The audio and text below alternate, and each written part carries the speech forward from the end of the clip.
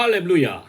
안녕하세요. 전 알렙TV의 알렙 목사입니다. 오늘은 권사에 대해서 말씀을 드리려고 합니다. 아마 여러분이 가장 궁금한 것 중에 하나, 그리고 교회 생활하면서 가장 관심을 가지고 있는 것 중에 하나가 직분이라 생각을 합니다. 그래서 직분자 투표를 하거나 선정을 함에 있어서 많은 상처나 다툼 같은 것을 많이 봤기 때문에 이것을 좀 정리해서 미리 알려드리는 것이 교회도 좋고 그리고 여러분한테도 유익하겠다 싶습니다. 그래서 지금부터는 이제 직분에 관해서 한번 다뤄볼 생각인데, 먼저 오늘은 이제 권사에 대해서 한번 이야기를 하겠습니다. 권사는 항존직이 아닙니다. 교회는 직원이 있는데, 교회 창설 직원이 있는데 그건 없잖아요.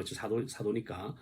그 다음 항존직이 있고, 그 다음에 준항존직이 있습니다. 그 다음 임시직이 있죠. 권사는 준항존직에 포함됩니다. 항존직을 할 수는 없고 하는 역할은 항존직이고, 그래서 준항존직이라고 되어 있어요. 근데 이 항존직과 준항존직에 큰 차이가 있습니다. 만약에 권사가 항존직이 되어버리면 지금 있는 권사님들 사표를 내야 될 거예요. 다는 아니겠지만 많은 분들이 사표를 내야 됩니다. 왜냐하면 이 항존직이 되기 위해서는 가장 큰 특징이 있는데 뭐냐면 가정이 다 예수를 믿어야 돼요. 이거는 장로와 장립집사에 관해서 이야기할 때 여러분들이 궁금했던 것 중에 하나를 언급할 겁니다. 왜 저 사람은 신앙도 좋은데 장로 후보가 되지 않지? 안수 집사님은 신앙도 좋은데 왜 장로가 되지 않지? 이 부분에 대해서 이야기할 건데, 자, 그 전에 이 권사에 대해서 이야기를 하면 이 항존직이 되기 위해서는 가정이 복음화가 되어야 된다. 자식들도 마찬가지입니다.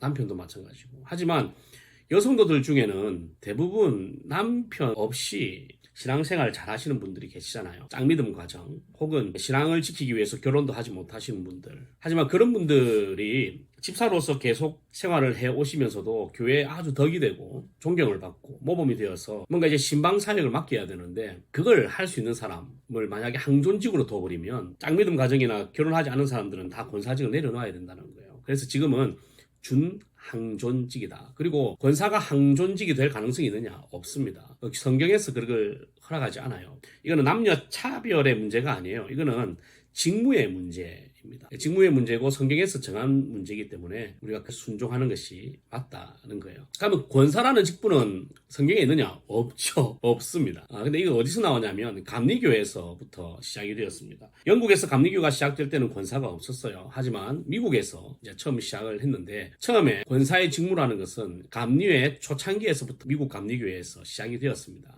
그런데 1939년에 미국 감리교회가 흩어져 있다가 이제 연합을 합니다. 연합을 하면서 이 직무가 사라지다가 한국 감리교회로 넘어오면서, 감리교가 한국에 이제 선교사를 파송했잖아요. 그래 그 선교사 초기에 권사라는 직분은 없었고 견습 또는 권도사라는 직분이 있었어요. 근데 권도사라는 직분이 나중에 이제 평신도 사역자로 분류가 되면서 권사가 된 것이죠. 그래서 뭐 권사의 직분이나 직무, 그 다음에 자격 같은 경우는 교단마다 좀 많이 다릅니다. 그래서 이 감리교를 먼저 보면 감리교의 권사는 남녀 모두가 될 수 있습니다.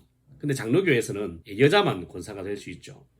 그래서 장로교회 권사는 교회의 택함을 받고 재직회의 회원이 될 수 있어요. 그리고 하는 대부분의 사역은 신방사역입니다.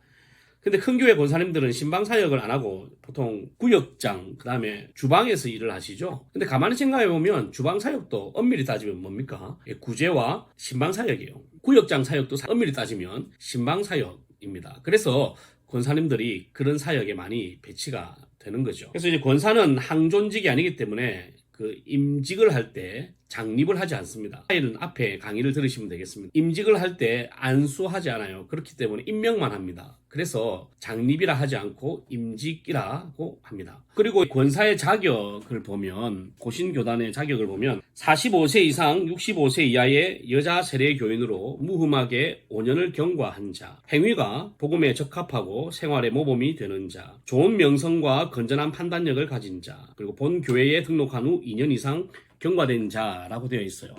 이거는 교회에서 다 가르쳐 줄 겁니다. 그리고 이것이 준항존 직원이기 때문에 배우자의 여부, 그리고 배우자의 신앙의 여부는 당회에 이름을 하게 되어 있어요. 그러니까 권사 같은 경우는 나이가 되고 자격이 되면 결혼하지 않아도 권사가 될 수 있습니다. 단 그것은 당회에서 그걸 결정을 하셔야 돼요.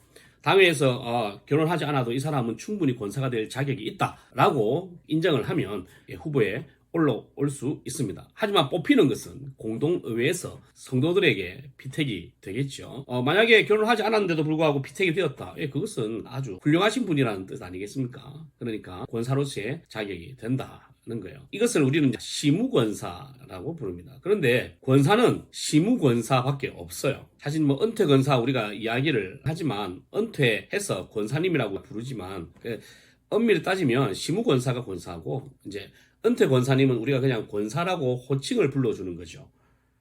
권사는 아닌데 은퇴하신 권사님이라는 거예요. 목사도 마찬가지입니다. 은퇴하면 목사가 아니죠. 그냥 은퇴 목사입니다. 하지만 원로 목사나 원로 장로는 은퇴해도 목사고 은퇴해도 장로입니다. 호칭뿐만 아니라 그 직무 자체도 그렇게 갈 수 있어요. 하지만 요즘은 은퇴했다고 해서 장로님이 안 되거나 목사님이 안 되거나 그렇진 않잖아요. 그러니까 이제 은퇴 권사도 그냥 권사입니다. 그 외에 권사의 종류가 많은데 그런 거는 다음에 제가 또 말씀을 드리도록 하겠습니다. 권사라는 것은 준항존직이다. 그래서 결혼이나 가정의 복음화에 전혀 영향을 받지 않는다. 거기에 대한 결정은 당회에 있다. 나이가 차고 기본적으로 그 교회의 성도들에게 존경을 받거나 사람들한테 인정을 받을 수 있는 사람이라고 한다면 누구나 권사가 될 수가 있습니다. 그러니까 혹시 저분은 혼자 교회 나오는데 저분은 결혼을 안 했는데 왜 권사가 되어 있을까 고민하지 마시고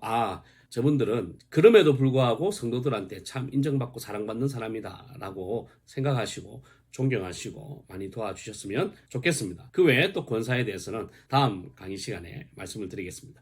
알렐루야.